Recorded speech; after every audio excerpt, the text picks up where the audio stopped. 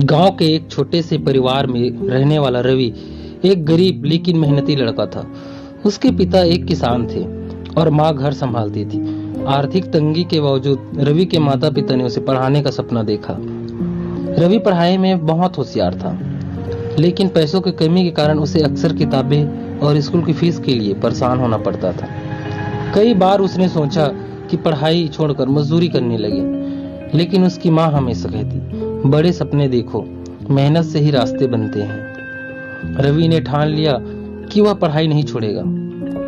सुबह स्कूल जाता, दोपहर के खेतों में पिता की मदद करता और रात में लालटेन की रोशनी में पढ़ाई करता। गांव में कई लोग उसका मजाक उड़ाते थे। एक किसान का बेटा पढ़ लिख कर क्या ही कर लेगा, लेकिन रवि ने किसी की बातों पर ध्यान नहीं दिया।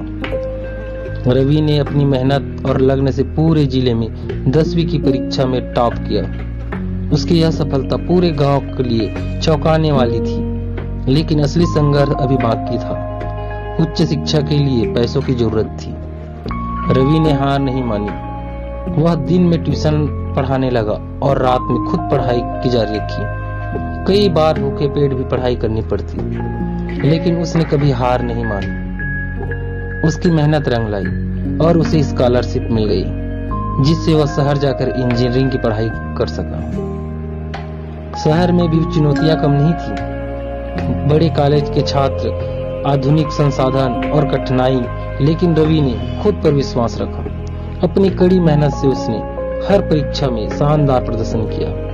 उसकी प्रतिभा को पहचान कर एक बड़ी कंपनी ने उसे नौकरी की पेशकश की।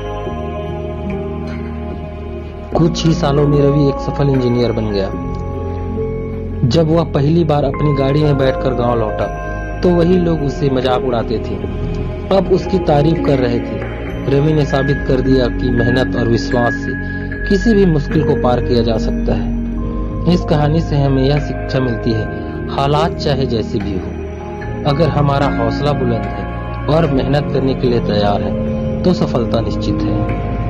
सपने वो नहीं जो सोते वक्त देखे जाते हैं, सपने वो हैं जो हमें सोने नहीं देते। Doctor APJ Abdul Kalam.